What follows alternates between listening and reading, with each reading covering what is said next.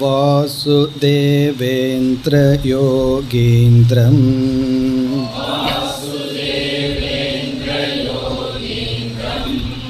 நத்வா ஞானப்ரதம் குரும்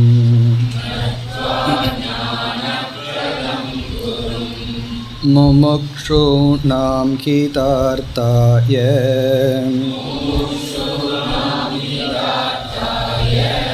தத்வபோதோ விதீயதே.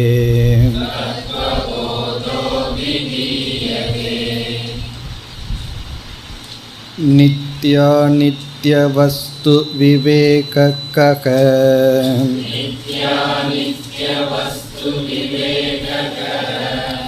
நித்யவஸ்து ஏகம் ப்ரஹ்ம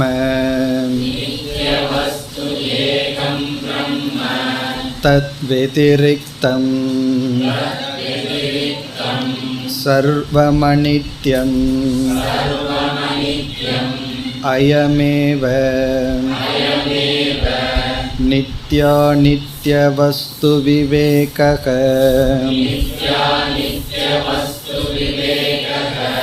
விராகக இக ஸ்வர்க போகேஷு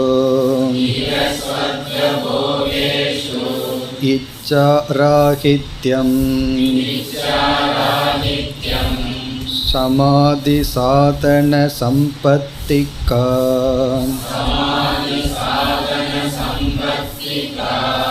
சமோதம உபரமக திதிக்ஷா ஸ்ரத்தா சமாதானம் ச இதி.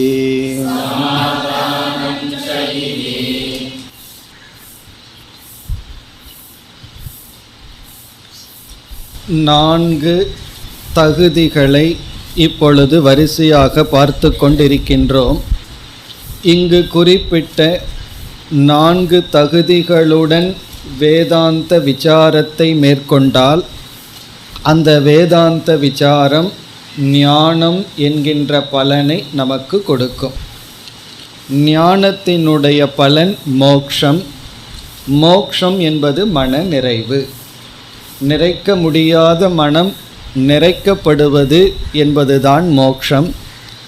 அந்த மன நிறைவை தருவது ஞானம். ஞானத்துக்கு காரணம் விசாரம். விசாரம் செய்ய வேண்டுமென்றால் இந்த தகுதிகளை அடைந்து விசாரத்தில் ஈடுபட வேண்டும்.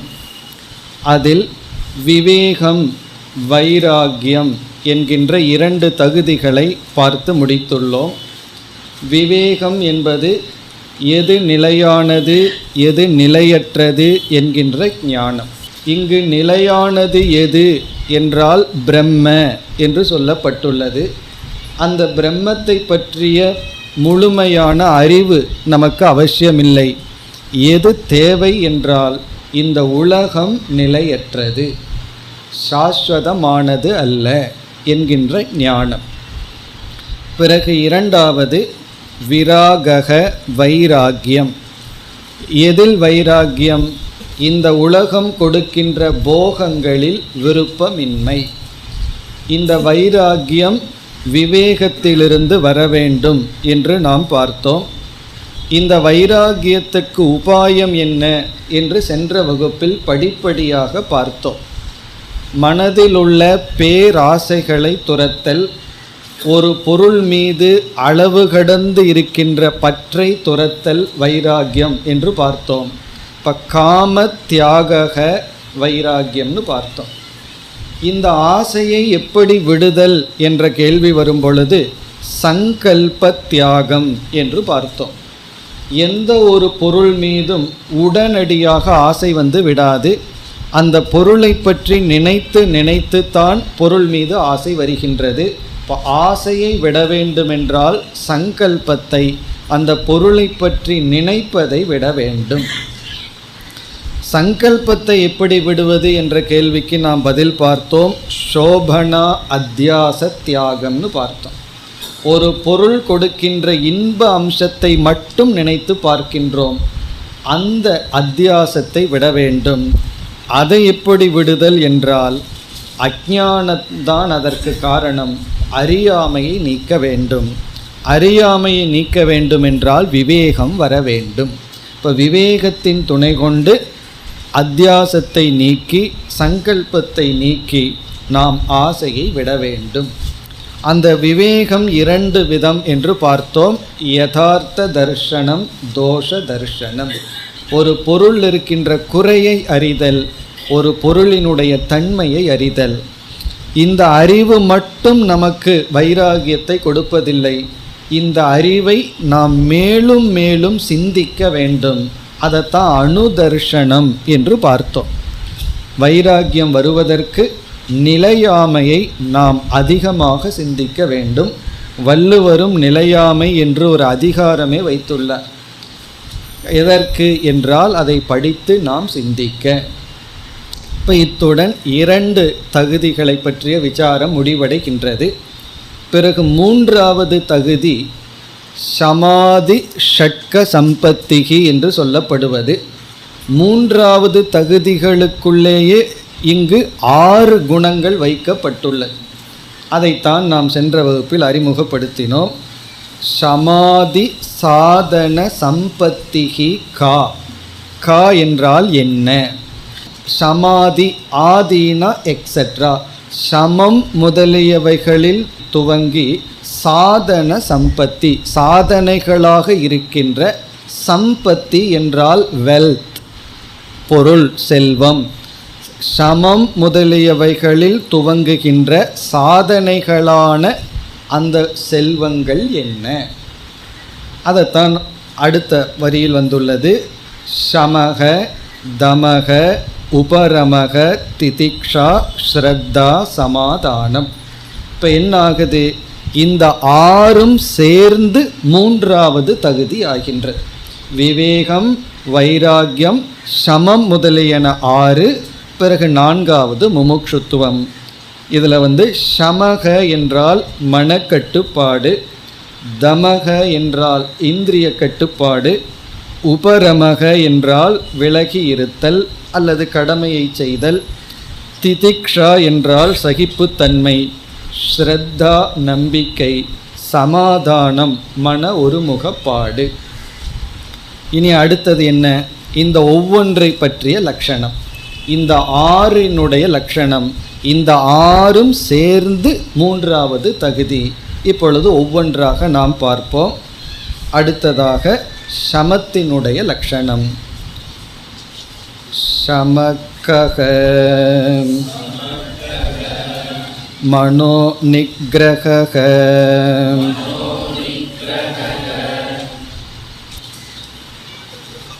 சிஷ்யனுடைய கேள்வி, சமக கக. கக அப்படின்னா என்ன? சமம் என்றால் என்ன? குருவினுடைய பதில் மனோ நிக்ரக.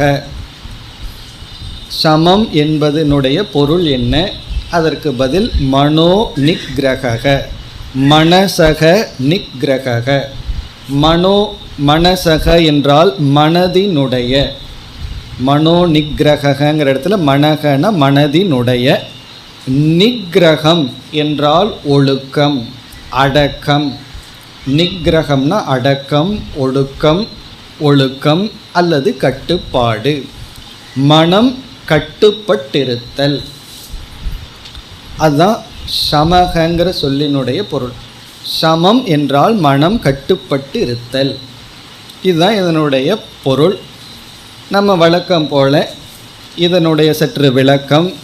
பிறகு இந்த மனதை கட்டுப்படுத்துறதுக்கு என்ன உபாயம், மனதை நம்ம கட்டுப்படுத்திட்டோம்னா என்ன பிரயோஜனம், இந்த 3 கருத்தையும் இந்த இடத்துல பார்ப்போம். இப்போ சமக மனக்கட்டுப்பாடுன்னு சொல்கிறோம். இந்த மனதை பற்றி சில கருத்துக்கள் நமக்கு புரிந்திருக்க வேண்டும். சமஸ்கிருதத்தில் 2 சொற்கள் இருக்கின்றது. ஒன்று கர்த்தா, இனி ஒன்று கரணம். கர்த்தா கரணம். கர்த்தா என்றால் ஒரு செயலை செய்பவன். கரணம் என்றால் ஒரு செயல் செய்ய துணை புரியும் கருவி இன்ஸ்ட்ருமெண்ட். இப்போ நம்ம இங்கே வர்றோம் அப்படின்னா அதற்கு கர்த்தாவாக நம்ம இருக்கோம். கரணமாக என்ன இருக்குது? அது வாகனமாக இருக்கலாம், அதாவது காராக இருக்கலாம், ஸ்கூட்டராக இருக்கலாம், பஸ்ஸாக இருக்கலாம். பிறகு ஸ்டெப் ஏறி வர்றதுக்கு நம்முடைய 2 கால்களும் கூட கரணமாக இருக்கிறது. இப்போ கர்த்தா என்பவன் யார் என்றால் தன்னுடைய விருப்பத்தை பூர்த்தி செய்ய கரணத்தை பயன்படுத்துபவன். இப்போ யார் கர்த்தா? கர்த்தா என்பவன் ஏதோ ஒன்றை விரும்புகிறான். அந்த விரும்பி அதை அடையிறதுக்கு ஒரு செயல் செய்தாக வேண்டும். அந்த செயல் செய்வதற்கு துணையாக ஒரு இன்ஸ்ட்ருமெண்ட், கருவியை பயன்படுத்த வேண்டும். இப்போ கரணம் என்பது கர்த்தா தன்னுடைய விருப்பத்தை பூர்த்தி செய்ய பயன்படுத்தும் ஒரு கருவி. இதில் நம்முடைய மனம் இருக்கே, அது கர்த்தாவா கரணமா அப்படின்னு கேட்டோம்னா சாஸ்திரம் நம்முடைய மனதை அந்த கரணம் என்று சொல்கிறது. அந்த கரணம், அந்த கரணம்னா கண்ணுக்கு தெரியாமல் நமக்கு உள்ள இருக்கிற ஒரு இன்ஸ்ட்ருமெண்ட். அதனால தான் அந்த கரணம்னு சொல்லப்பட்டிருக்கு. நமக்கு மனம் எல்லாத்துக்கும் தெரியறதில்ல, ஆனால் உள்ளே இருக்கின்ற ஒரு இன்ஸ்ட்ருமெண்ட். இப்போது நான் கர்த்தா, இந்த அகங்காரம் நான், எனக்கு ஏதோ ஒரு ஆசை இருக்குது, அந்த நான்கிறவன் கர்த்தா. என்னிடத்தில் மனம் என்கின்ற ஒரு கரணம் இருக்கின்றது.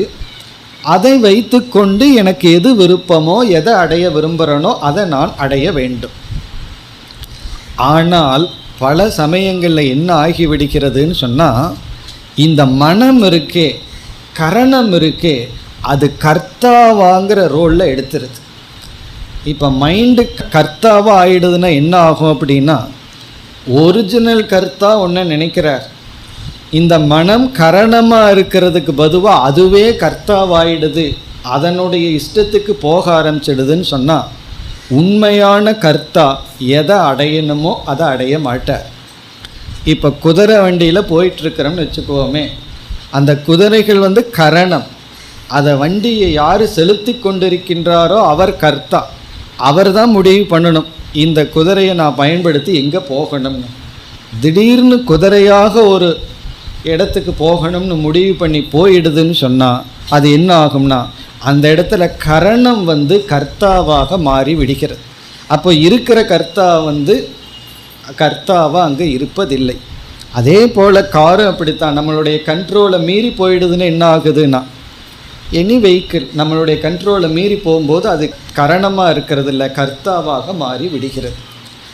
இப்போ சுருக்கமாக சமகன என்னன்னு புரிஞ்சுக்கணும்னா, மனதை கரணமாக வச்சிருட்டா அது சமக. மனதை கர்த்தாவாக ஆக்காமல் நாம் என்றைக்குமே ஒரு கர்த்தாவாக இருந்துட்டு நமக்கு கீழே மனம் செயல்பட்டால் அந்த நிலைக்கு பேர் தான் மனோ நிகிரக. இப்போ மனோ நிகிரகம்னா என்ன என்றால், கர்த்தா தன்னுடைய மனதை தன்னுடைய கட்டுக்குள் வைத்திருத்தல். என்னுடைய மனசுக்கு நான் ஒரு ஆர்டர் கொடுத்தேன்னா இதை பண்ணுன்னு அதை பண்ணணும். காலையில் 5 மணிக்கு எந்திரிக்கணும்னு என் மைண்டுக்கு நான் ஆர்டர் கொடுக்குறேன். கர்த்தா எப்போ ஆர்டர் கொடுக்குறாருன்னா நைட் 11 மணிக்கு தூங்கும்போது ஆர்டர் கொடுக்குறார். ஆனால் அதை கேரி அவுட் பண்ணுறது யாருன்னா மனசு தான். எப்போ மார்னிங் 5 o'clock. ஆனால் அது கேட்குதான்னா கேட்க மாட்டேங்குது. அப்போ என்ன ஆகிடுது அப்படின்னு சொன்னால், அது சரியான கரணமாக இல்லை. எந்த ஒரு கரணத்தையுமே நம்ம ப்ராப்பராக மெயின்டைன் பண்ணால் தான் அது ஒழுங்காக இருக்கும்.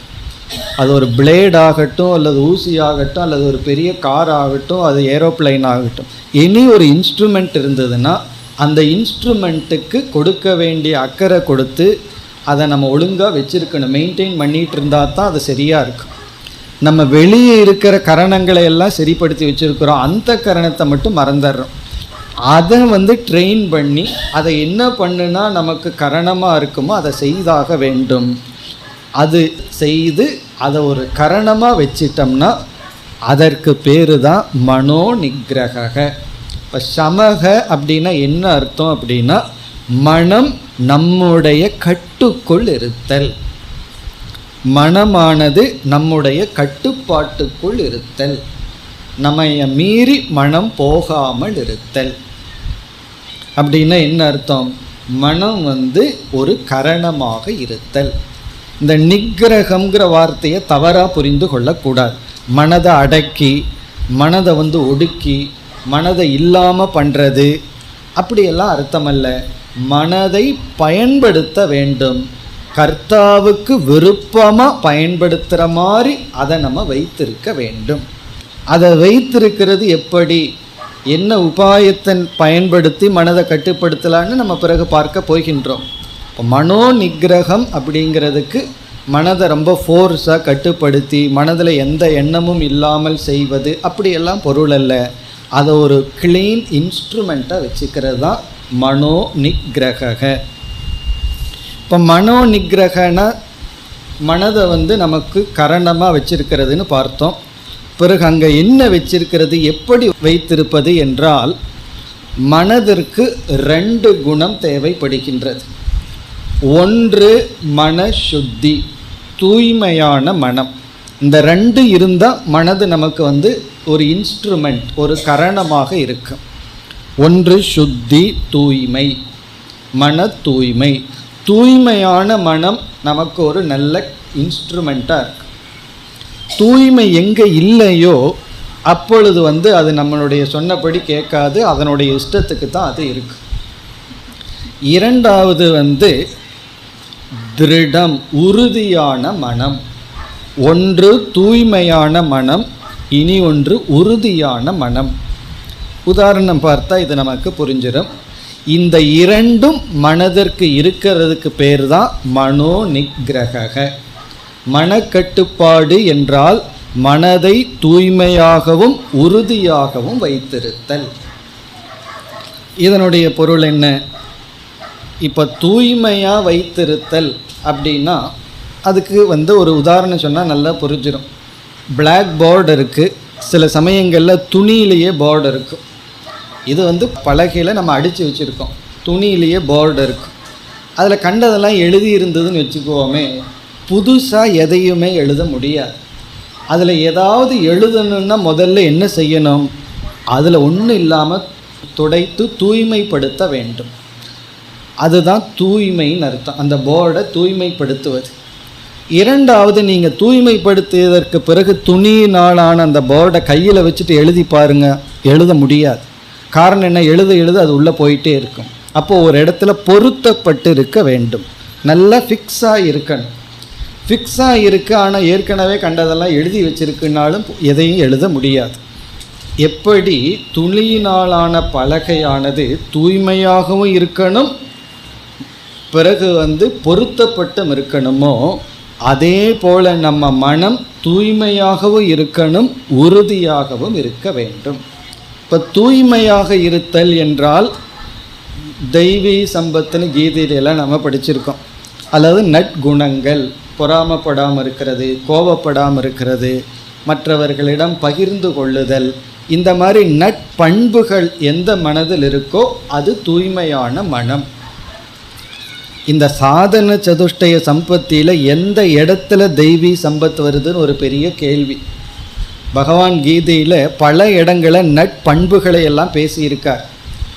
நமக்கு ஒரு கேள்வி வருது, வேதாந்தம் படிக்கிறதுக்கு நற்குணங்கள் எல்லாம் பகவான் பேசியிருக்கார், ஆனால் அந்த நற்குணங்கள் எல்லாம் சாதன சதுஷ்டய சம்பத்திக்குள்ளே எந்த இடத்துல வருதுன்னு ஒரு கேள்வி. அது யோசித்து பார்த்தா இந்த கேள்வி நமக்கு வந்துடும். இந்த 4 குணங்கள் நமக்கு இருந்து வேதாந்தம் படித்தா வேதாந்தம் புரியும்னு படிச்சிடுறோம். ஆனால் பகவான் பெரிய ஒரு லிஸ்ட்டே கொடுத்துருக்கார், இந்தந்த நற்குணங்களெல்லாம் இருக்கணும்னு சொல்லி. அது சமகங்கிற இடத்துல வருகின்றது. சமகன மன கட்டுப்பாடு, மன சாந்தி. இங்கே தூய்மையான மனம்தான் நமக்கு கட்டுப்பட்டு இருக்கும். பொறாமைப்படுற மனம், கோபப்படுற மனம், லோபப்படுகின்ற மனம் நம்முடைய கட்டுக்குள் இருக்கார். அப்போ நட்பண்புகளையெல்லாம் அடைந்தால் மனம் நம்முடைய கட்டுக்குள் வரும், நம்ம சொல்கிறத கேட்கும். இது மன தூய்மை. மன உறுதினா என்ன அர்த்தம் அப்படின்னா, சில பேர் தன்னளவில் நல்லவர்களாக இருப்பார்கள், மென்மையாக இருப்பார்கள். ஆனால் இந்த உலகத்தோட விவகாரம் பண்ணும் பொழுது மற்றவர்களுடைய கடினத்தன்மையில் பாதிக்கப்பட்டு விடுவார்கள். இப்போ நம்ம மென்மையாக இருக்கணும், அது மட்டும் போதாது, மற்றவர்களுடைய கடுமையான சொல்லையும் தாங்கிக்கிறதுக்கு சக்தி தேவை. நம்மிடத்திலிருந்து கடுமையான சொல் வரக்கூடாது, மென்மையான சொல் வந்தால் அது நல்ல மனம். ஆனால் மற்றவர்களுடைய சொல்லுக்கு நம்மக்கிட்ட சக்தி கிடையாது. மற்றவர்கள் விதவிதமாக நம்ம பேசலாம், நடத்தலாம். இப்போ உறுதியான மனம் அப்படின்னா தோல்விகளை சந்திக்கும் பொழுது, மற்றவர்கள் நம்மை தவறாக நடத்தும் பொழுது, கஷ்டங்கள் கொடுக்கும் பொழுது, நம்மை சுற்றி சில அதர்மங்கள் நடக்கும் பொழுது அதை எதிர்க்கின்ற தாங்கிக் கொள்கின்ற சக்தி, அதுதான் உறுதியான மனம். இந்த இரண்டும் சேர்ந்து இருக்கிறதுக்கு பேர் தான் சமக. சாந்தக, சாந்தோ தாந்தோ உபரதி திதிக்ஷுங்கிறது உபனிஷத் வாக்கியம். யாருக்கு வேதாந்தம் புரியும் அப்படின்னா சாந்தக அப்படின்னு முதல்ல உபனிஷத் சொல்கின்றது. அந்த சாந்தகங்கிறதான் இங்கே சமகன்னு பார்க்கிறோம். சமகன மனக்கட்டுப்பாடு, மன உறுதி, மன தூய்மை. இப்படி பல கோணங்களில் இதை புரிஞ்சுக்கலாம். முதல்ல நம்ம என்ன பார்த்தோம், மனது நமக்கு ஒரு இன்ஸ்ட்ருமெண்ட்டாக இருக்கிறது, கரணமாக இருக்கணும்.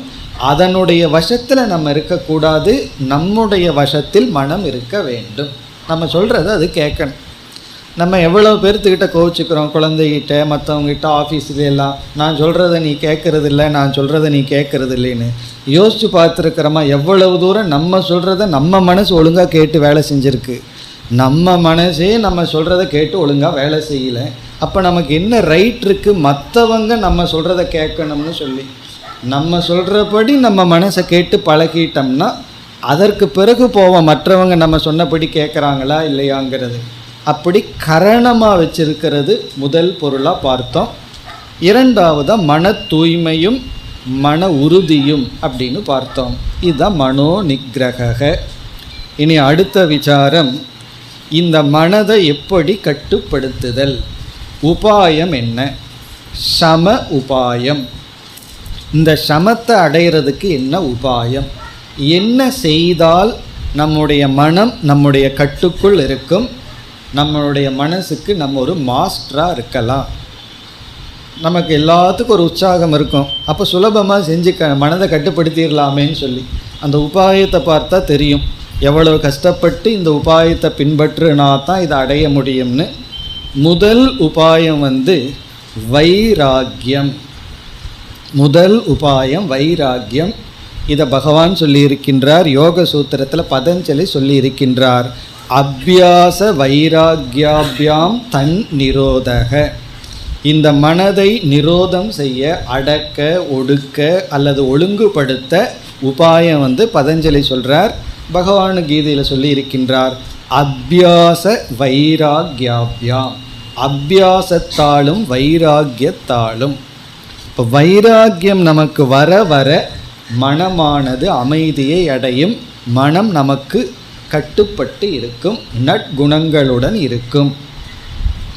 அப்போ நம்ம மனது நான் சொன்னபடி கேட்குறதில்ல, அது இஷ்டத்துக்கு தெரிஞ்சிட்ருக்கு அப்படின்னா நம்ம எங்கே போய் கை வைக்கணும்னா வைராக்கியத்தை பிடிக்கணும். வைராக்கியம் அடைய அடைய மனமும் நமக்கு ஒரு ஒழுங்கான கருவியாக செயல்பட ஆரம்பிக்கும். அதுதான் முதல் உபாயம். இரண்டாவது உபாயம், அடுத்து நாம் பார்க்க போகின்ற சாதனை தமக. தமகங்கிறது அடுத்தது பார்க்க போகிற இந்திரிய கட்டுப்பாடு. இந்த இந்திரிய கட்டுப்பாடை செய்ய செய்ய மனமும் கட்டுப்படும். மனதை கட்டுப்படுத்தப்படுத்த இந்திரியமும் கட்டுப்படும். இந்த சமக தமகங்கிறது ஒன்றை ஒன்று சார்ந்திருக்கிறது, ஒன்று மற்றொன்றுக்கு உதவி செய்யும். அதனுடைய விளக்கம் நம்ம அடுத்ததில் படிப்போம். தமகங்கிற இடத்துல தமத்தை பற்றி படிப்போம். இப்போ தமம்னா இந்திரிய ஒழுக்கம், அது மட்டும் போதும். இது உபாயம். எதற்கு? சமத்துக்கு உபாயம். நம்ம மனது கட்டுப்பட வேண்டுமென்றால், கருவியாக இருக்க வேண்டுமென்றால் தமத்தை பின்பற்ற வேண்டும். மூன்றாவது தெய்வீ சம்பத், நட்பண்புகள், நல்ல குணங்களை அடைய வேண்டும். அதாவது மற்றவர்களிடம் பகிர்ந்து கொள்ளுதல், மற்றவங்களை ஹிம்சப்படுத்தாமல் பேசுறது, இப்படிப்பட்ட தெய்வீ சம்பத். அமானித்துவம், அதம்பித்துவம்னு பகவான் சொன்ன 20, தெய்வீ சம்பத்துன்னு ஒரு 26 சொல்லி இருக்கிறார். அந்த நற்குணங்களையெல்லாம் நாம் பின்பற்றுதல். பிறகு 4வது தியானம், தியான பயிற்சி. அதைத்தான் அபியாசம் என்று சொல்லப்படுகிறது, அல்லது உபாசனம். இந்த மனதை நம் வசப்படுத்த வேண்டும் என்றால் மனதின் துணை கொண்டு தான் மனதை நம்ம வசப்படுத்த முடியும்.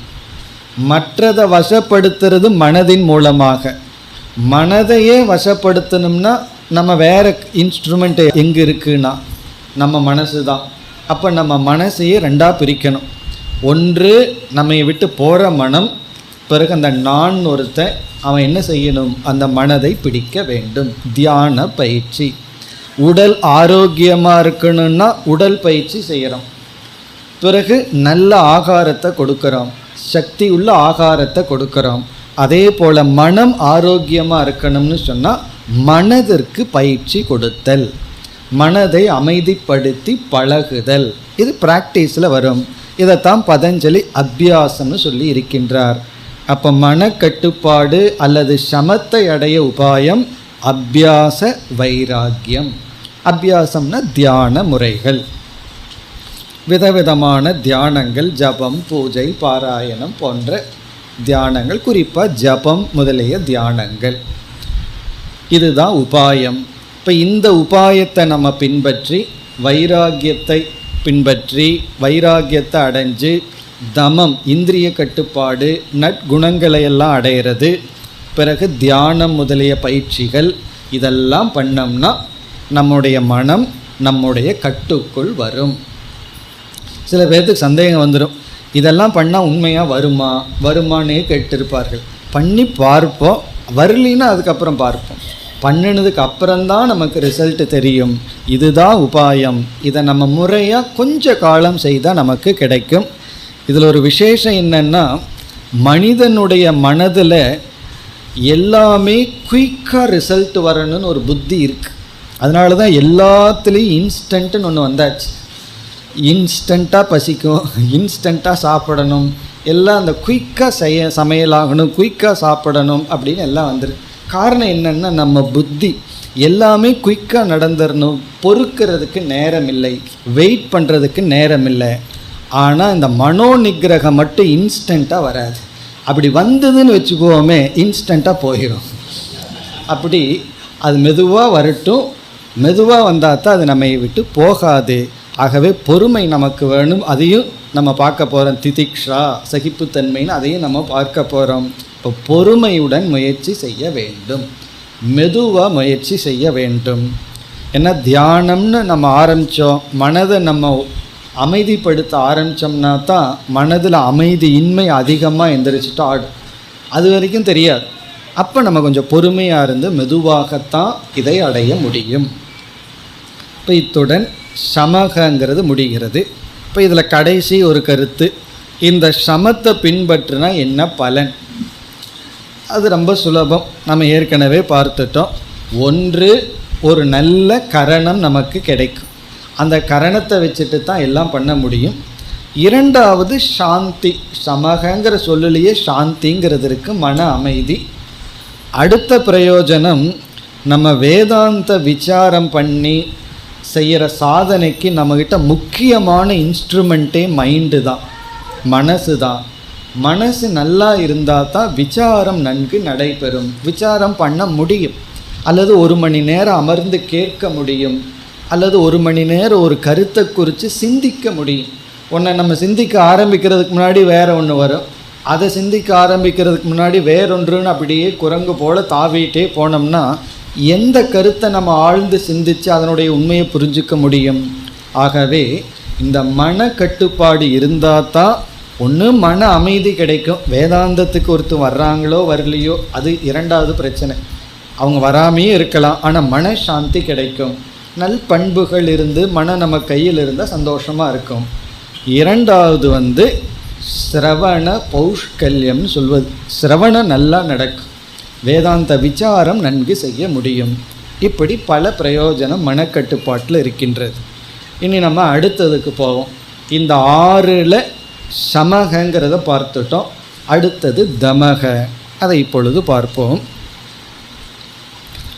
தமக்கக சக்ஷுராதி. அடுத்த கேள்வி தமக கக, தமம் என்றால் என்ன? சமக ககங்கிறதுக்கு பதில் பார்த்தோம். அதே போல் தமக கக, இங்கு பதில் சக்ஷுராதி பாஹ்ய இந்திரிய நிக்ரக. சக்ஷுகு அப்படின்னா கண், ஆதி என்றால் எக்ஸெட்ரா, கண் முதலிய, கண் முதலிய, ஆதினா எக்ஸெட்ரா, கண் முதலிய, பாஹ்ய இந்திரிய வெளியே இருக்கின்ற இந்திரியங்களினுடைய, இந்திரியம்னா புலன், பாஹ்யம்னா வெளி இந்திரியங்களினுடைய, நிக்ரகன அமைதி அல்லது கட்டுப்பாடு. சுருக்கமாக சொன்னால் சமகங்கிறது மனதினுடைய நிக்கிரகம், இது இந்திரியங்களினுடைய நிக்கிரகம். தமிழில் புலனடக்கம், புலனில் இருக்கின்ற அமைதி, இந்திரிய நிக்கிரகம். எவ்வளவு இந்திரியம் நமக்கு இருக்குது? 5 ஞானேந்திரியங்கள் இருக்கின்றது. அறிவை கொடுக்கின்ற 5 இந்திரியங்கள், கண் இருக்குது, காது இருக்குது, இப்படி 5 இந்திரியங்கள். அதெல்லாம் நம்ம மீண்டும் விளக்கமாக பார்க்க போகிறோம். மெய், வாய், கண், மூக்கு, செவின்னு சொல்கிறோமே. மெய்னா தொட்டு உணர்தல், மெய் உடல். வாய் அப்படின்னா சுவைக்கின்ற நாக்கு, சுவையை அறிகின்ற இந்திரியம் மெய் வாய். கண் ஒரு உருவத்தை பார்க்கறது, காது கேட்கின்ற, மெய் வாய் கண். மூக்கு, மூக்குன்னா நுகர்கின்ற, பிறகு காது. இப்படி மெய்வாய் கண் மூக்கு செவின்னு 5 இந்திரியங்கள். அதே போல் கர்மேந்திரியம்னு ஒரு 5 இந்திரியம் இருக்குது. அதனுடைய விளக்கமெல்லாம் நம்ம தெளிவாக பார்ப்போம் தத்துவ போதத்திலேயே. அதாவது கைகள், கால்கள், அதெல்லாம் செயல்பட உதவும் இந்திரியங்கள். இந்த ஞானேந்திரியம் 5ங்கிறது அறிவுக்கு உதவி செய்கின்ற இந்திரியம். கர்மேந்திரியம்னா செயலுக்கு உதவி செய்கின்ற இந்திரியங்கள். இந்திரியம்னாலும் இந்த இடத்துல கரணம், இன்ஸ்ட்ருமெண்ட்டுன்னு அர்த்தம். 5 இன்ஸ்ட்ருமெண்ட் அறிவை கொடுக்க, 5 கரணம் இன்ஸ்ட்ருமெண்ட் செயல்பட. அதில் கை செயல்பட பயன்படுது, கால்கள் செயல்பட பயன்படுகிறது. அங்கே இனி ஒன்று இருக்குது, அது நாக்கு. நாக்கு 2 இந்திரியத்திலையும் சேருது. ஞானேந்திரியத்தில் இருக்கிற நாக்கு சுவைக்கின்ற நாக்கு, கர்மேந்திரியத்தில் இருக்கிற நாக்கு பேசுகின்ற நாக்கு. இப்படி 5 கர்மேந்திரியங்கள், 5 ஞானேந்திரியங்கள். இவைகளினுடைய கட்டுப்பாடு, இவைகளினுடைய கட்டுப்பாடு இந்த தச இந்திரிய, அதான் ஆதி பதத்தில் வருது. சக்ஷுகு ஆதின்னு இருக்கே, சக்ஷு முதலிய. இந்த முதலியன்னா என்னன்னா மீதி 9 இந்திரியங்கள். இவைகளெல்லாம் பாஹ்யம்னு சொல்லப்படுது. இந்த மனம்ங்கிறது உள்ளே இருக்கிற கரணம், கண்ணுக்கு தெரியாது. ஆனால் இந்த இந்திரியங்கள் எல்லாம் வெளி இந்திரியங்கள் என வெளியே போய் நமக்கு ஞானத்தை கொடுக்கின்றது. கண் ஒரு பொருளை வியாபித்து ஞானத்தை கொடுக்குது. வெளி விஷயங்களோடு நேரடி தொடர்பு கொள்கின்ற இந்திரிய நிக்கிரக, அதனுடைய ஒழுக்கம். இதுதான் இதனுடைய பொருள். சக்ஷுராதி பாஹ்ய இந்திரிய நிக்கிரக. இப்போ இதில் ஞானத்தை நாம் அடையிறது எங்கே அப்படின்னா மனதில். மனதிற்குள்ள ஞானமானது வருகின்றது.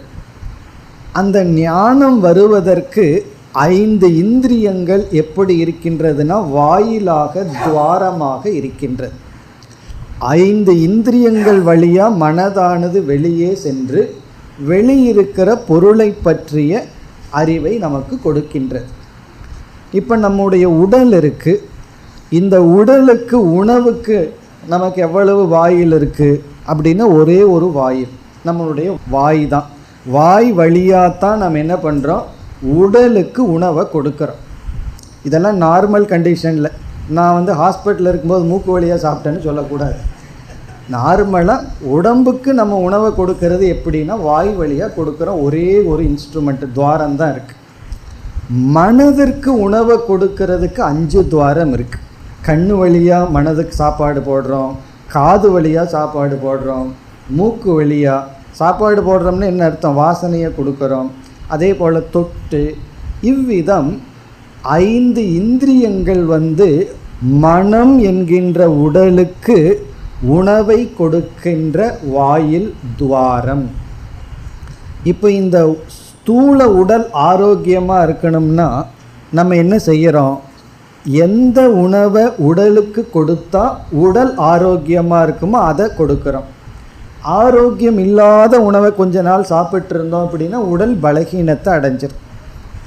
அதே போல் 5 இந்திரியங்கள் வழியாக, புலன்கள் வழியாக மனதிற்கு நல்ல உணவை கொடுத்துட்டு இருந்தால் மனம் ஆரோக்கியமாக இருக்கும். 5 இந்திரியங்கள் வழியாக நம்முடைய மனதிற்கு நோய் வருகின்ற, பலகீனம் வருகின்ற உணவை கொடுத்தோம் அப்படின்னம்னா மனம் பலகீனத்தை அடையும். ஒரு குழந்தை என்னிடத்தில் கேட்டது, டிவி பார்க்காத மனசுக்கு நல்லது இல்லைன்னு சொல்கிறாங்களே, கண்ணுக்கு தானே நல்லதில்லை, மனசுக்கு என்ன நல்லதில்லைன்னு சொல்லுச்சு. இப்போ கண்ணுங்கிறது ஒரு இன்ஸ்ட்ருமெண்ட், அவ்வளோதான். கண்ணு கெட்டு போகுதுன்னு என்ன அர்த்தம், கண்ணில் பார்வை குறையலாம், அவ்வளோதான்.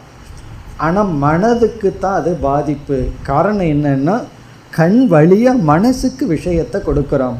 இப்போ 5 ஞானேந்திரியங்கள் இந்த இடத்துல, குறிப்பாக 5 ஞானேந்திரியங்கள் வழியாக நம்ம எப்படிப்பட்ட விஷயத்தை மனசுக்கு கொடுக்குறோமோ அப்படித்தான் நம்ம மனசு இருக்குது.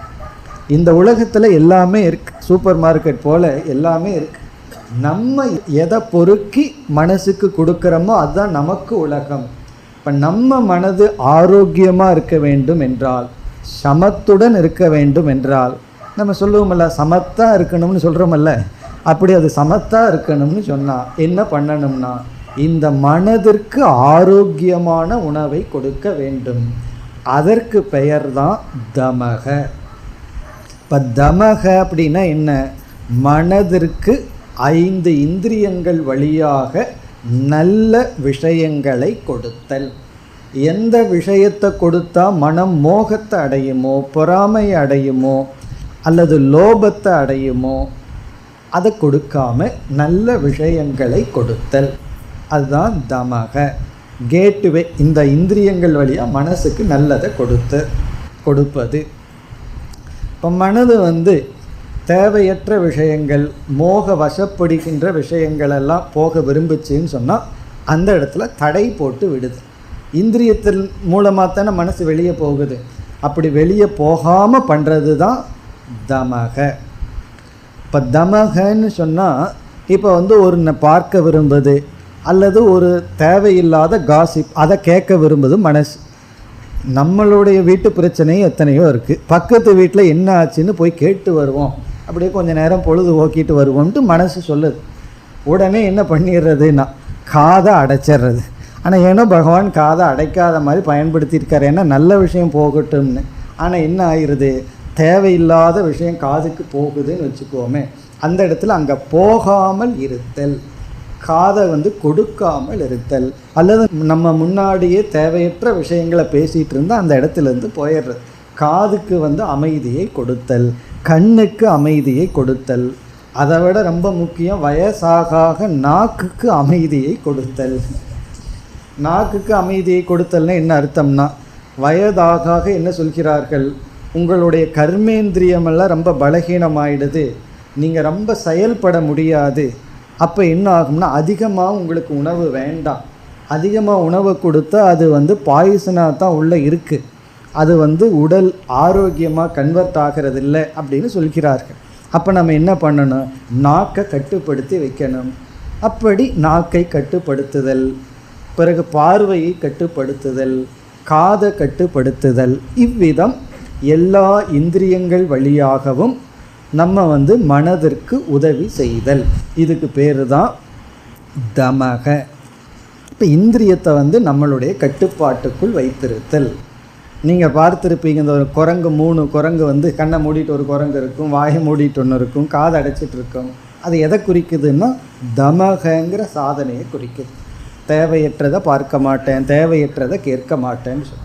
அதுக்காக பார்க்காம இருக்கிறதுக்கோ கேட்காம இருக்கிறதுக்கோ பகவான் நம்ம கண்ணையும் காதையும் படைக்கலை. இதையெல்லாம் பயன்படுத்த படைத்துள்ளார், சரியாக பயன்படுத்த வேண்டும். இனி அடுத்த நம்முடைய கேள்வி, எப்படி இந்த இந்திரிய கட்டுப்பாட்டை பயிற்சி செய்தல்? தமத்தை பின்பற்றுகின்ற உபாயம். இந்திரிய கட்டுப்பாட்டை, பாஹ்யேந்திரியத்தை எப்படி கட்டுப்படுத்துதல்? அதில் முதல் உபாயம் என்ன அப்படின்னு சொன்னால், எத்தனையோ சூழ்நிலைகள் நமக்கு வாய்க்குது. எந்த சூழ்நிலை எப்படி இருந்தாலும் நமக்குன்னு சில கொள்கைகளை வச்சுட்டு, ஒரு பிரின்சிப்பலை வச்சுட்டு, அதுபடி தான் நான் இருப்பேன் அப்படின்னு இருக்கிறது கொஞ்சம் மேலான நிலை, பக்குவப்பட்ட நிலை, கொஞ்சம் ஹையர் லெவல். என்ன சூழ்நிலை இருந்தாலும் என் மனதில் எந்த பாதிப்பும் இல்லை, என்னுடைய அமைதியை மெயின்டைன் பண்ணுவேங்கிறது கொஞ்சம் ஹையர் லெவல். நான் குகையில் அமர்ந்திருந்தாலும், ரயில்வே ஸ்டேஷனில் உட்கார்ந்துருந்தாலும் என் மனசில் எந்த டிஸ்டர்பன்ஸும் கிடையாது, அப்படிங்கிறது ஹையர் லெவல். ஆனால் ஆரம்பத்தில் நம்ம சூழ்நிலை வண்ணமாகவே தான் இருப்போம்.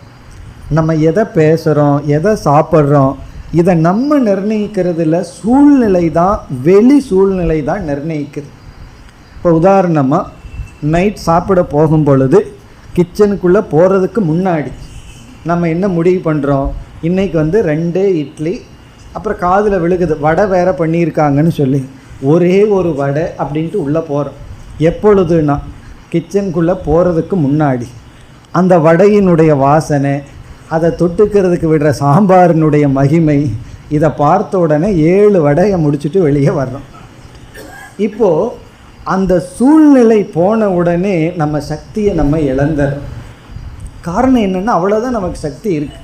அந்த சூழ்நிலைக்கு முன்னாடி ஒரு வைராகியம் நம்மக்கிட்ட இருந்தது, நம்ம முடிவு எடுத்தோம். அதே போல் ஒருவர் முன்னாடி அவர் இல்லை, அப்போது அவர் வந்தால் நான் இந்த மாதிரி பேச மாட்டேன், இதை கேட்க மாட்டேன், லேட்டாக வந்தால் ஏன்னு கேட்க மாட்டேன்னு சொல்லிகிட்டு இருப்போம். வந்த உடனே அதைத்தான் கேட்போம். அவர் வந்துட்டாருன்னா நம்ம இழந்துடுறோம். அதுக்கப்புறம் யோசித்து பார்க்குறேன், நான் இதை செய்யக்கூடாதுன்னு நினச்சினே, கரெக்டாக அதே இடத்துல அதையே செய்கிறேன்னு சொல்லி. இதிலிருந்து என்ன தெரியுதுன்னா, வெளி சூழ்நிலைகளுக்கு நம்ம ரொம்ப அடிமையாகி இருக்கோம். தவறு கிடையாது, ஆரம்பத்தில் அப்படித்தான் இருப்போம். அப்போ நாம் எவ்வளவு சாப்பிட்றோம் அப்படிங்கிறது நம்ம முடிவு பண்ணுறது இல்லை, அந்த வடை தான் முடிவு பண்ணுது. அதுக்கு எவ்வளவு சக்தி பாருங்கள், அது நம்ம தானே முடிவு பண்ணணும். இப்போ கரணம் கர்த்தா யாருன்னா அந்த வடை கர்த்தாவாயிருச்சு, அல்லது வடையை எவ்வளவு சுவையாக செய்கிறாங்களோ அவங்க கர்த்தாவாக ஆயிடுறாங்க. அப்படி வெளி சூழ்நிலை தான் நம்முடைய செயல்கள், சிந்தனைகள், பேச்சுக்களை முடிவு பண்ணுது. இந்த நேரத்தில் நம்ம என்ன பண்ணணும் அப்படின்னா, தமத்தை பின்பற்றுறது அப்படின்னு சொன்னால், அந்த சூழ்நிலையிலிருந்தே விலகி இருத்தல். ஏன்னா சூழ்நிலையை எதிர்த்து நிற்கிறதுக்கு சக்தி இல்லைன்னா நம்ம விலகி இருத்தல் தான் தமக. இப்போ தமகங்கிறதுனுடைய முதல் படி எப்படி பின்பற்றணும்னா, அந்த இடத்துக்கே போகக்கூடாது. எந்த இடத்துல போனால் டெம்டேஷன் வருமோ அங்கே போகக்கூடாது. அதனால தான் ஒருவர் என்ன செய்வாரா, எதுக்கு வீடு கட்டி அதில் கிச்சன் ஒரு ரூம் வச்சு, டைனிங் டேபிள்னு ஒரு வச்சு, சாப்பிட்றதுக்குன்னு ஒரு இடம் இருக்குது. ஆனால் ஒருத்தர் என்ன பண்ணுவாரா, பெட்ரூம்குள்ளே எவ்வளோ வேணுமோ அதை போட்டு கொண்டு வர சொல்லிடுவார். அங்கே போக மாட்டார். போனால் புத்தி மாறி போயிடும். திடீர்னு ஊறுகாய் எடுக்க சொல்லும், அதை எடுக்க சொல்லும். அதுக்கப்புறம் லாக் பண்ணிக்குவாராம், சாப்பிட்டு அப்படியே தூங்கிடுவார்.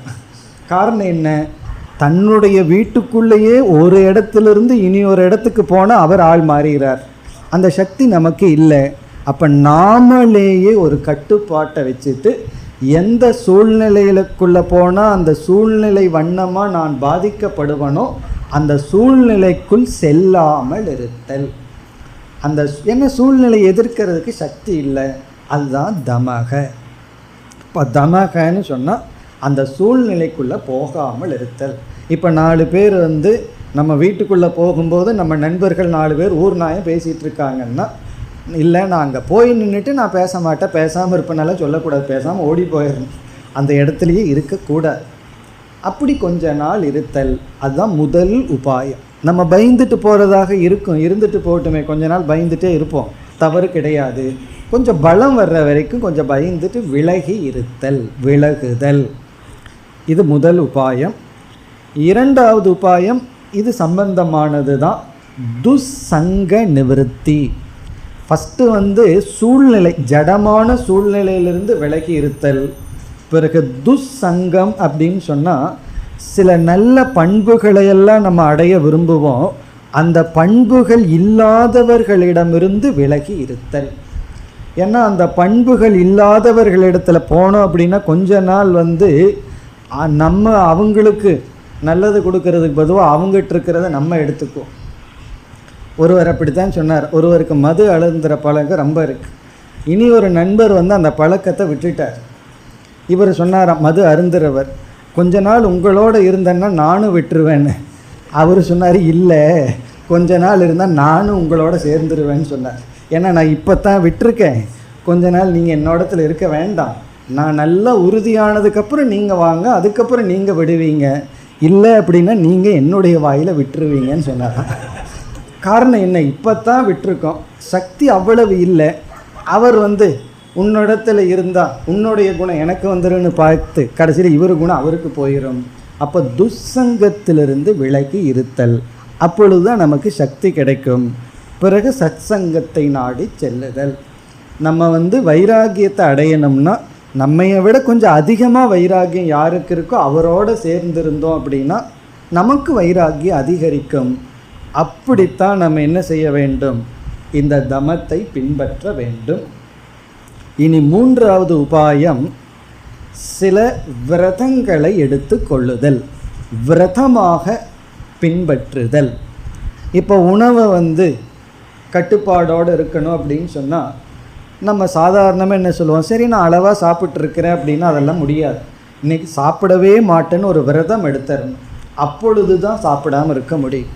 அல்லது அளவாக பேசுகிறனே அப்படின்னா முடியாது, இன்றைக்கி பேசவே மாட்டேன்னு ஒரு மௌன விரதத்தை எடுத்துடணும். கொஞ்சம் எக்ஸ்ட்ரீமாக இருந்தால் பரவாயில்ல, அதற்கு பிறகு நம்ம பேலன்ஸுக்கு வரலாம். இப்படி விரதமாக சில சாதனைகளை எடுத்துட்டோம் அப்படின்னா தான் நமக்கு அது உதவியாக இருக்கும். இப்போ நீங்கள் ஒருவருடைய வீட்டுக்கு செல்கிறீர்கள், ஸ்வீட்டு சாப்பிடக்கூடாதுன்னு டாக்டர் சொல்லியிருக்காரு, நம்ம உடம்புக்கும் வயதுக்கும் நல்லதில்லைன்னு தெரிஞ்சாச்சு. டாக்டர் சொல்லுவார், சம்டைம் அவர் பாவம்னு சில பர்மிஷன் கொடுப்பார், எப்பாவது கொஞ்சம் சாப்பிட்டுங்கன்னு சொல்லுவார். அந்த எப்பாவதுன்னா டெய்லி 3 வேளை ஆகிடும், அதுக்கு அர்த்தம் அப்படி ஆயிரும். அப்போ நம்ம என்ன சொல்லுவோம், சரி எப்பாவது சாப்பிட்டுக்கலான்னு நினச்சிட்டு போனோம்னா மற்றவங்க கம்பல் பண்ணுவாங்க.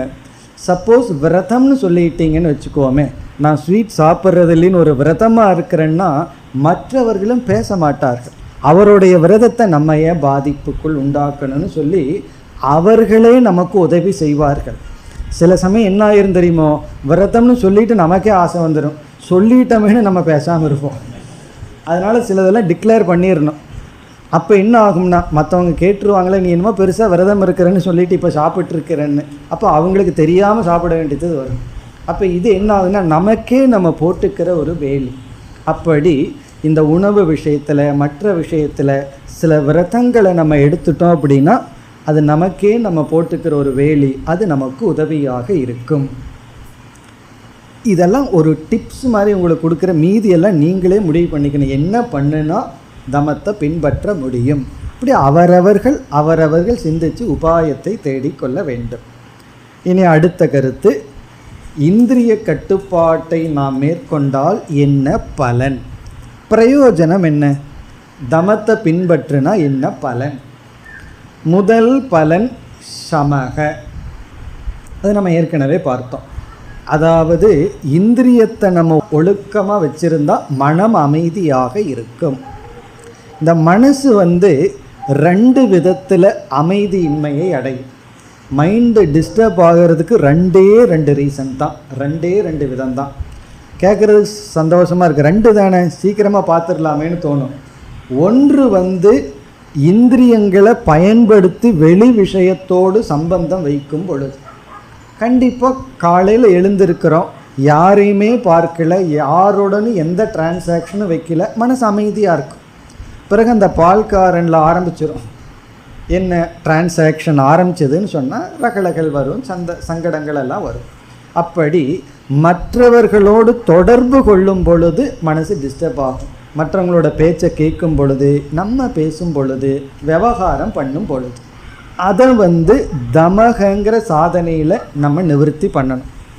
இந்திரியத்தை ஒழுக்கமாக வச்சுருந்தோம்னா என்னதான் இந்திரியத்தை பயன்படுத்தினாலும் அதனால் மனசு துயரப்படாது. ஒரு கால் இந்திரியத்தையே நம்ம பயன்படுத்தலை, தியானத்தில் அமர்ந்திருக்கோம், யாரையும் பார்க்கலை, எதையும் கேட்கலை, கண்ணை மூடி எந்த சத்தமும் இல்லாமல் இருக்கும். அப்போ மனம் ஏற்கனவே நாம் அனுபவித்த சம்ஸ்காரத்தை எடுத்துக்கொண்டு அது சஞ்சலப்படும். இப்போ மனசு ரெண்டு விதத்தில் சஞ்சலப்படும். ஒன்று இப்போ இருக்கிற லைவ் ஷோ, இனி ஒன்று ரீவைண்டிங்.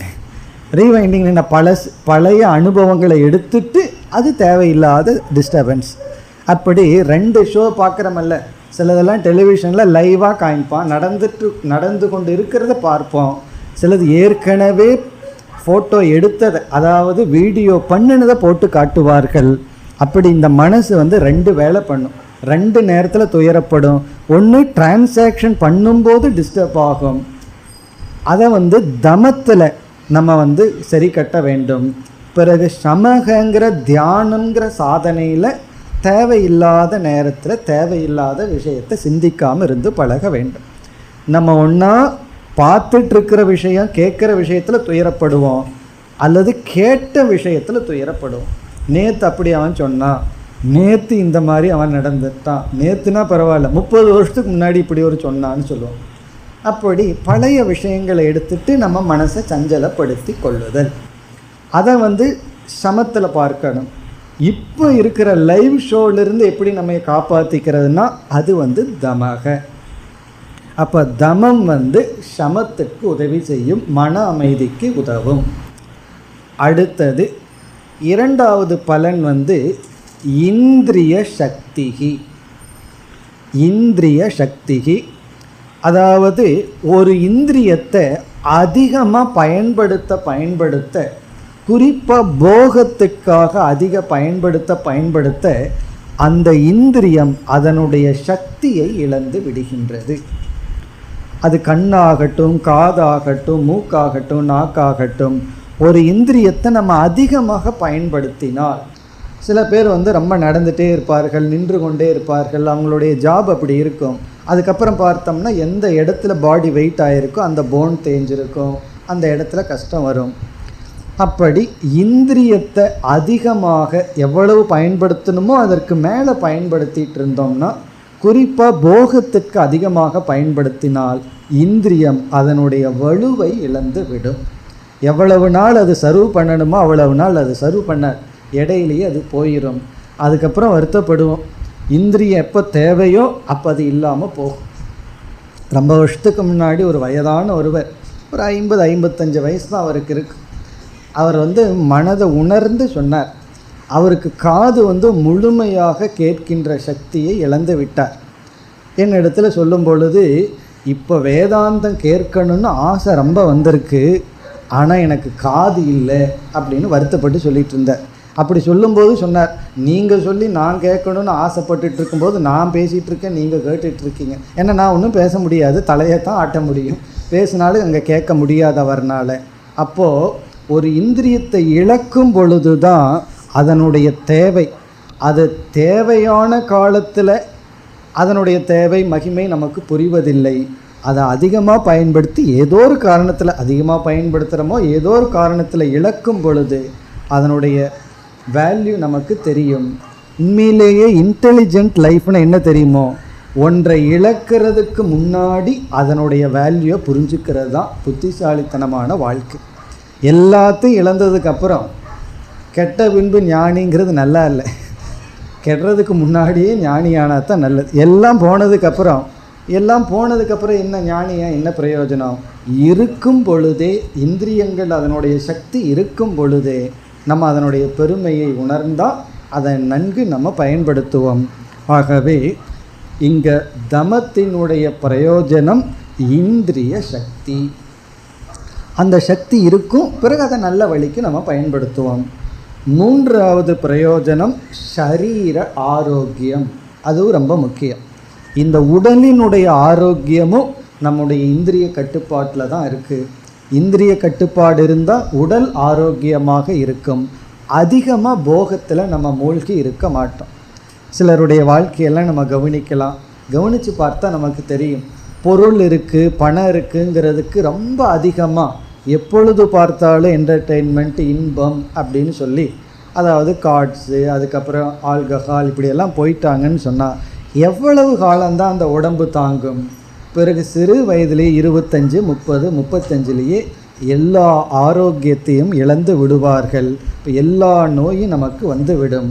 இப்போ உடல் ஆரோக்கியமாக இருக்கணும்னா, இந்திரிய ஆரோக்கியமாக இருக்கணும்னா, மனம் ஆரோக்கியமாக இருக்கணும்னா சமகங்கிறது, தமகங்கிறது மிக மிக முக்கியம்.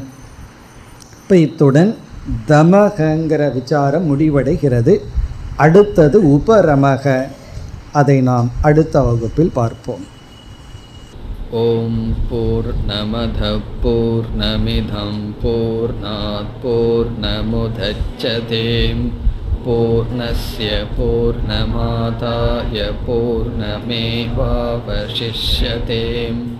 ஓம் சாந்தி சாந்தி சாந்தி.